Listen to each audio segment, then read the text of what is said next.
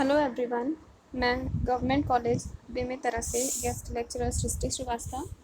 तो इस वीडियो में हम पढ़ेंगे नगर नियोजन का जो सेकंड पार्ट है वो हम पढ़ेंगे, ठीक है। तो इसके पहले तक हमने कहाँ तक पढ़ लिया था? जो नगर नियोजन है उसकी आवश्यकता क्यों पड़ती है, उसके संबंध में जो विभिन्न विद्वानों ने जो परिभाषाएं दी हैं वो देख लिया था, और नगर नियोजन के उद्देश्य भी हमने देख लिए थे, ठीक है। अब हम क्या पढ़ेंगे? नगर नियोजन के प्रकार। तो नगर नियोजन के उद्देश्यों, अपनाई गई विधियों, नियोजन के घटक तत्वों आदि के आधार पर नगर नियोजन को विभिन्न वर्गों में विभक्त किया जा सकता है, जिसके बारे में हम पढ़ेंगे, ठीक है। तो जैसे उद्देश्य के आधार पर अब नगर नियोजन के प्रकार देखें तो नगर नियोजन के दो प्रधान उद्देश्य होते हैं, जिसमें पहला होता है भावी समस्याओं को रोकना और दूसरा होता है वर्तमान नगरीय समस्याओं के निराकरण हेतु उपाय करना। इस प्रकार नगर नियोजन को दो प्रधान वर्गों में विभक्त किया जा सकता है, ठीक है। तो इसमें पहला क्या होगा? निरोधक नियोजन। इसके अंतर्गत भविष्य में उत्पन्न होने वाली संभावित समस्याओं को रोकने के उपाय प्रस्तावित होते हैं। नवीन नगरों की योजनाएं तथा विद्यमान नगरों के लिए बनाए गए मास्टर प्लान इसी श्रेणी के अंतर्गत आते हैं। फिर इसमें दूसरा है उपचारात्मक नियोजन। इसके द्वारा विद्यमान नगरों की वर्तमान समस्याओं के निराकरण के उपाय किए जाते हैं, जो सुधारात्मक तथा पुनर्निर्माणात्मक दोनों में से किसी भी प्रकार के हो सकते हैं। अब हम देखें कि नियोजन विधि के अनुसार किस प्रकार से नगर नियोजन के प्रकार होते हैं। तो ये 3 प्रकार के होते हैं, जिसमें पहला है संक्रियात्मक नियोजन। इसके अंतर्गत नगर की सीमा के भीतर विद्यमान समस्याओं के निराकरण विभिन्न घटकों में सुधार करके किया जाता है। संकीर्ण गलियों की को चौड़ी कराना, पुरानी तथा टूटी फूटी गलियों और सड़कों और नालियों आदि की मरम्मत के कार्य इसी प्रकार के नियोजन के अंग होते हैं। इसके द्वारा यह प्रयास किया जाता है कि नगर के विभिन्न घटक अपने अपने कार्य अच्छे ढंग से कर सकें, जिससे नगरीय जीवन स्वस्थ और सुविधापूर्ण बन सके और नगर का सौंदर्य भी कायम रहे। इसका दूसरा प्रकार है पुनर्निर्माणात्मक नियोजन। इसका मुख्य उद्देश्य नगर के प्राचीन तथा गिराए जाने योग्य भवनों, गंदी बस्तियों, परित्यक्त क्षेत्रों आदि के स्थान पर नवीन निर्माण कराना और वहां उन सुविधाओं को उपलब्ध कराना होता है जो वहां पहले से उपलब्ध नहीं होते हैं। सामान्यतः जब नगरों के किसी खंड का विकास सुधारात्मक कार्यक्रमों द्वारा संभव नहीं हो पाता है अथवा सुधार की तुलना में वहां नव निर्माण कराना अधिक सुगम, सस्ता और स्थायी होता है, तब वहां पुनर्निर्माण की योजना लाभप्रद होती है। अतः ऐसे क्षेत्रों के लिए पुनर्निर्माणात्मक नियोजन का ही प्रयोग वांछनीय होता है। इसका तीसरा प्रकार है नवीन नगरों का नियोजन। किसी अनगरीय क्षेत्र अथवा नगर की सीमा के भीतर खाली पड़ी भूमि पर नियोजित प्रकार से नवीन नगर की स्थापना के लिए उसके भावी विकास तथा आवश्यकताओं को ध्यान में रखते हुए योजना तैयार की जाती है। बहुत से आधुनिक नगर पूर्व निर्धारित योजनाओं के अनुसार ही बसाए जाते हैं, जैसे भारत में जयपुर, चंडीगढ़, बोकारो, नोएडा आदि इसके उदाहरण हैं, ठीक है। अब देखें कि घटक तत्वों के अनुसार नगर नियोजन किस प्रकार होता है। तो नगर नियोजन के प्रारूप में संबंधित नगर की स्थिति और समस्या के अनुसार पर्याप्त भिन्नता पाई जा सकती है, किंतु कुछ सामान्य तत्व प्रायः अधिकांश नगर नियोजनों में समाहित होते हैं। नगर नियोजन के प्रारूप में सम्मिलित किए जाने वाले तत्वों के विषय में विभिन्न विद्वानों के विचारों में उल्लेखनीय अंतर भी देखने को मिलते हैं। ऑर्थर भी गैलिलियन ने नगर नियोजन के 2 प्रधान तत्व बताए हैं, जिसमें पहला है भूमि उपयोग नियोजन, जिसके अंतर्गत विभिन्न कार्यात्मक क्षेत्रों की स्थिति का निर्धारण किया जाता है। इसमें औद्योगिक, व्यापारिक, प्रशासनिक, शैक्षिक, आदिवासी आदि क्षेत्रों तथा पार्क, खेल के मैदान आदि के लिए स्थान का निर्धारण किया जाता है। दूसरा है परिसंचरण नियोजन, जिसके अंतर्गत समस्त प्रकार के प्रवाह मार्गों, सड़कों, रेल मार्गों, हवाई अड्डों, जल मार्गों आदि का नियोजन सम्मिलित होता है। पैट्रिक एबरक्रॉम्बी ने नगर नियोजन के लिए जिन 4 प्रधान तत्वों पर बल दिया है वो है कटिबंध संचार के साधन, खुली भूमि और सामुदायिक समूहन। एबरक्रॉम्बी के अनुसार नगर में विभिन्न कार्यों का विकास अलग अलग कटिबंधों के रूप में इस प्रकार विकसित किया जाना चाहिए कि उनके बीच कार्यात्मक संबंध में कमी नहीं आनी चाहिए। विभिन्न कार्यात्मक कटिबंधों के मध्य समुचित पारस्परिक संबंध बनाए रखने के लिए संचार की समुचित व्यवस्था अनिवार्य होती है। अतः सड़कों की व्यवस्था तथा यातायात के पर्याप्त साधन और संचार के विविध साधनों की व्याख्या भी नगर नियोजन का एक प्रमुख अंग है। नगर में सार्वजनिक उपयोग के लिए खुली भूमि का होना भी आवश्यक होता है, जिसका उपयोग खेल के मैदान, पार्क, सार्वजनिक स्थल के रूप में किया जा सकता है। समान आर्थिक सामाजिक स्तर वाले परिवारों का निवास एक साथ बनाए जाने चाहिए, जिससे सामाजिक समानता और सौहार्द बना रहे और वर्ग संघर्ष की संभावना कम रहती है। एडवर्ड एम बेसेट के अनुसार इन्होंने क्या किया था, नगर नियोजन के अंतर्गत 7 तत्वों के नियोजन पर बल दिया था। वो तत्व कौन कौन से थे? सड़क, पार्क, सार्वजनिक भवनों के लिए स्थान, सार्वजनिक आरक्षित भूमि, कटिबंधीय क्षेत्र, लोकोपयोगी पथ और लघु सड़कें। तो संगठक तत्वों के आधार पर नगर नियोजन को निम्नांकित प्रमुख प्रकारों में विभक्त किया जा सकता है। तो इसमें पहला होगा नगर नियोजन भूमि उपयोग नियोजन। इसे नगर नियोजन का आधार माना जाता है।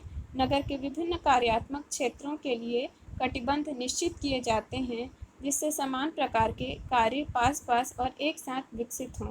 इस प्रकार नगर में उद्योग, व्यापार, प्रशासन, आवास, शिक्षा, सार्वजनिक कार्यालय, सार्वजनिक भूमि, उपवन, सड़क एवं परिवहन स्थल आदि को पृथक पृथक कटिबंधों में विकसित करने के लिए योजना तैयार की जाती है। इनमें केवल वर्तमान ही नहीं बल्कि भावी आवश्यकताओं को ध्यान में रखते हुए विभिन्न कार्यात्मक क्षेत्रों के लिए भूमि का निर्धारण किया जाता है।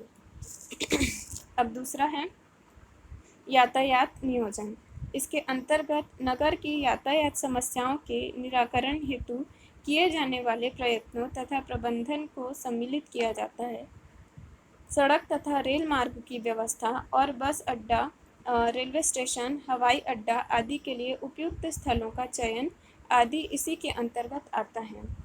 सड़कों की चौड़ी कराना, मंद और तेजी चलने वाले वाहनों के लिए पृथक सड़कों की व्यवस्था कराना, भूमिगत तथा ऊपरी पुल बनाना, भूमिगत रेल आदि यातायात नियोजन के उल्लेखनीय अंग हैं।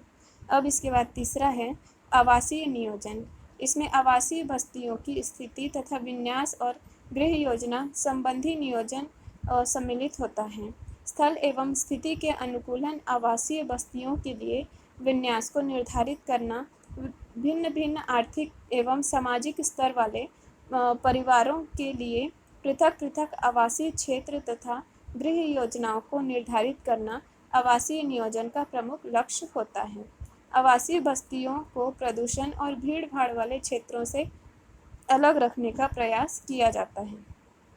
अब इसके बाद चौथा है कार्यात्मक नियोजन। इसे आर्थिक नियोजन भी कहा जा सकता है।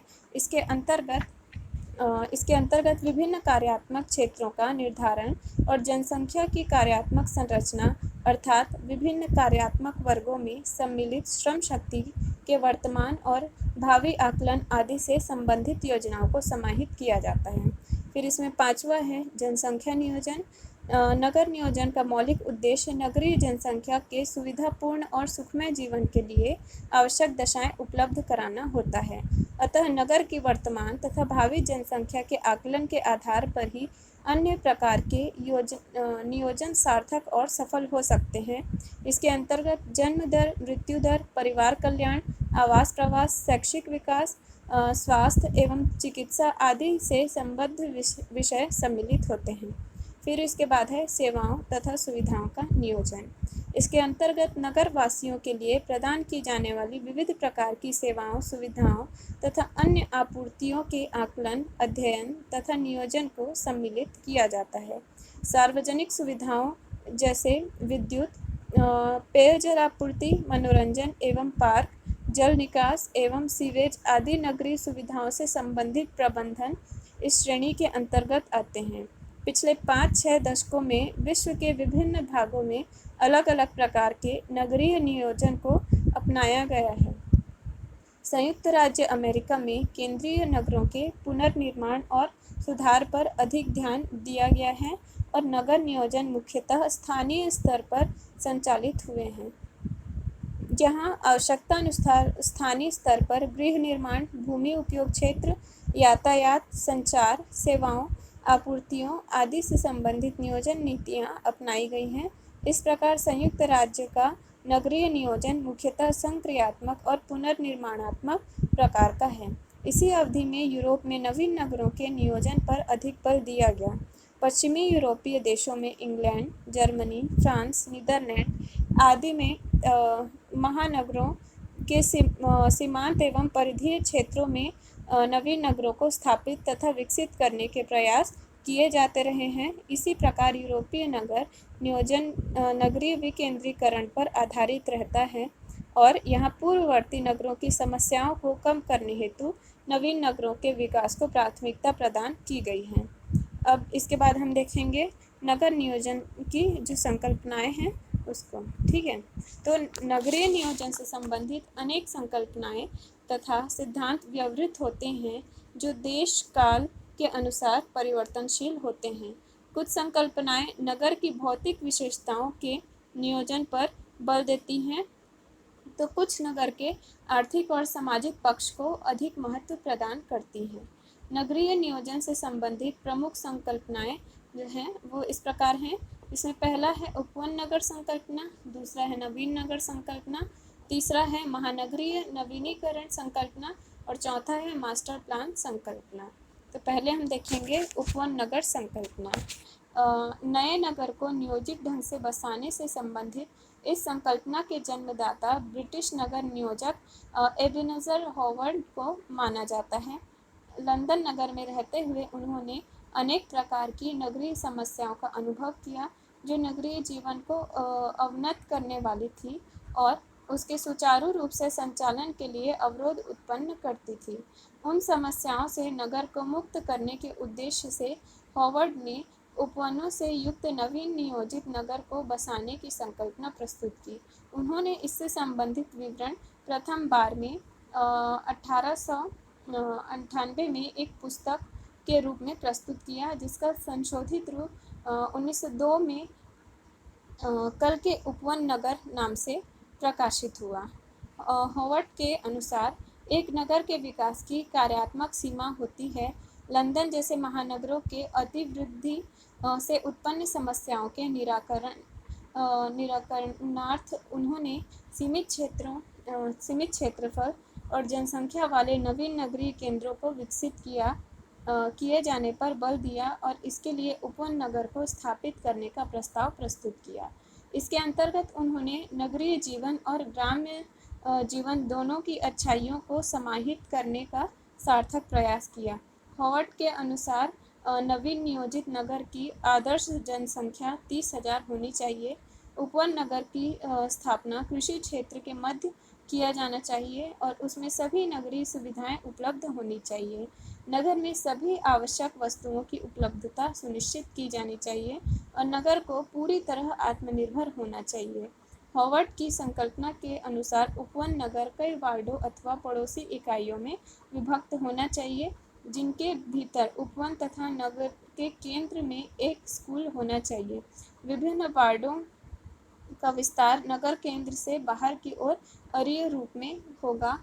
इन वार्डों की बाहरी सीमा पर परिधीय रूप में रेल मार्ग स्थित होंगे और नगर के सीमांत क्षेत्र में उद्योग कारखाने स्थापित होंगे, जहां से आवासीय क्षेत्रों तथा रेल मार्गों के लिए पहुंचना सुगम होगा। नगर के चतुर्दिक भौतिक सीमा के रूप में एक सक्रिय हरित मेखला होगी, जिसमें फल, फूल, सब्जी आदि उगाई जाएंगी अथवा इसका उपयोग बागवानी के लिए किया जा सकता है।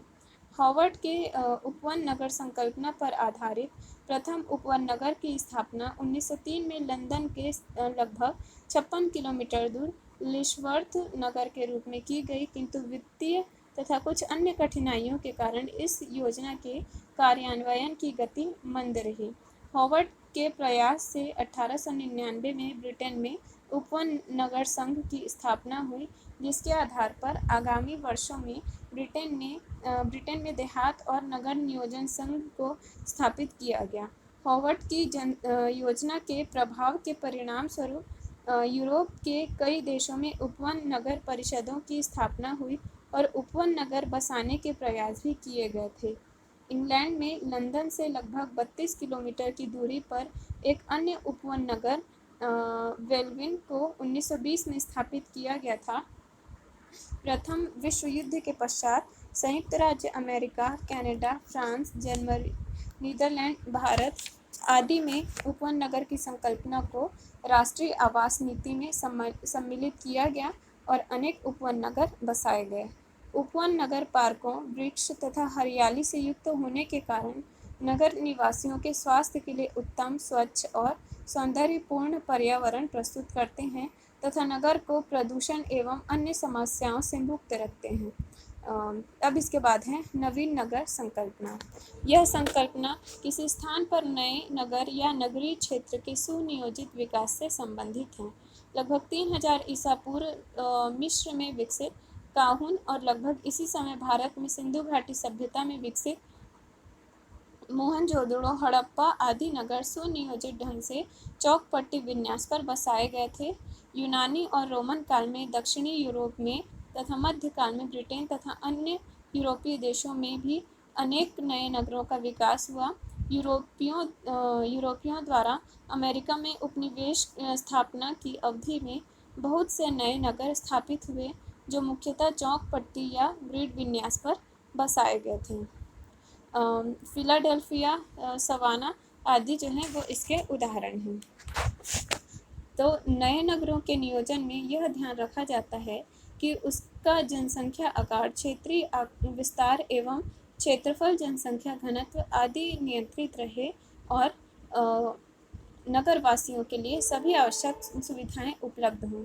वह यथासंभव आत्मनिर्भर इकाई के रूप में विकसित हों और साथ ही भू स्वामित्व भवनों के आकार, प्रकार, सड़कों तथा मार्गों की स्थिति आदि निर्धारित मापदंडों के अनुसार विकसित हों।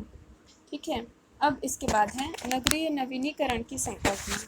यह संकल्पना विद्यमान नगरों के पुनरुद्धार और परिमार्जन पर बल देती है। इसके अंतर्गत भूमि उपयोग संबंधी परिवर्तनों को प्राथमिकता दी जाती है। नगर की जनसंख्या वृद्धि, क्षेत्रीय विस्तार, भूमि उपयोग प्रतिरूप आदि के संदर्भ में होने वाले भावी परिवर्तनों का आकलन किया जाता है और उसके अनुसार योजनाएं बनाई जाती हैं। ठीक है, तो नगरीय नवीनीकरण के अंतर्गत 3 प्रक्रियाएं सम्मिलित की जाती हैं। तो इसमें है नगरीय संरक्षण। इसके अंतर्गत विद्यमान भूमि उपयोग में परिवर्तन नहीं किया जाता, किंतु आवश्यक सुधार किए जाते हैं। अनाधिकृत अतिक्रमण को हटाना, गलियों, नालियों, जल आपूर्ति आदि के रखरखाव तथा सफाई पर विशेष ध्यान दिया जाना और इस प्रकार सार्वजनिक सुविधाओं को संरक्षित करने का प्रयास किया जाता है। इसके बाद दूसरा है नगरीय नवीनीकरण। इसके अंतर्गत पुराने और अयोग्य भवनों, सड़कों, नालियों, पाइपलाइनों आदि की मरम्मत अथवा उसके स्थान पर निर्माण कार्य किए जाते हैं। पुराने जर्जर भवनों को गिराकर उसके स्थान पर नवीन भवनों का निर्माण, मलिन बस्तियों को हटाकर उस स्थान पर नए बहुमंजिले भवनों का निर्माण, सड़कों को चौड़ा और पुनर्निर्मित करना, सड़कों के किनारे अतिक्रमण हटाना आदि नगरीय नवीकरण कार्यक्रम के अंतर्गत सम्मिलित होता है। और तीसरा है नगरीय पुनर्विकास। इसके अंतर्गत नगरीय भूमि उपयोग को पूर्णतः परिवर्तित करने का प्रयत्न किया जाता है। इसमें नगर के पुराने निर्मित क्षेत्र या ढांचे को गिराकर उसके स्थान नगरीय जनसंख्या की आवश्यकताओं के अनुरूप डिज़ाइन बनाकर नवनिर्माण किया जाता है। पुनर्विकास का कार्य सामान्यतः नगर के किसी विशिष्ट क्षेत्र या कुछ क्षेत्रों में आवश्यकता अनुसार किए जाते हैं। नगरीय पुनर्विकास के कार्य New York, Detroit, Chicago, Los Angeles आदि अमेरिकी महानगरों में कराए जा चुके हैं। नगरीय नवीकरण तथा विकास के उद्देश्य से ग्रेट ब्रिटेन ने 1947 में नगर एवं ग्रामीण योजना अधिनियम पारित किया, जिसके अंतर्गत स्थानीय निकाय को किसी नगरीय भूमि के नवीनीकरण हेतु अधिग्रहण करने का अधिकार प्रदान किया जाएगा। अब इसके बाद है मास्टर प्लान की संकल्पना। किसी वर्तमान नगर के सुधार अथवा नए नगर के निर्माण के लिए भावी आवश्यकताओं को ध्यान में रखते हुए बनाई गई विस्तृत नगर योजना को मास्टर प्लान कहते हैं। मास्टर प्लान नगर की वर्तमान दशा में सुधार के उद्देश्य से निर्मित प्रस्तावों की रूपरेखा होती है, जिसे नगर के भावी विकास को समन्वित रूप से नियंत्रित करने के उद्देश्य से तैयार किया जाता है। यह एक दीर्घकालीन योजना है जिसे प्रायः 30 से 40 या इससे भी अधिक वर्षों के लिए बनाया जाता है। इसके अंतर्गत संपूर्ण नगर को एक क्षेत्रीय इकाई माना जाता है और नगर की वर्तमान ही नहीं बल्कि भविष्य आवश्यकताओं को और समस्याओं को ध्यान में रखते हुए विकास योजनाएं तैयार की जाती है।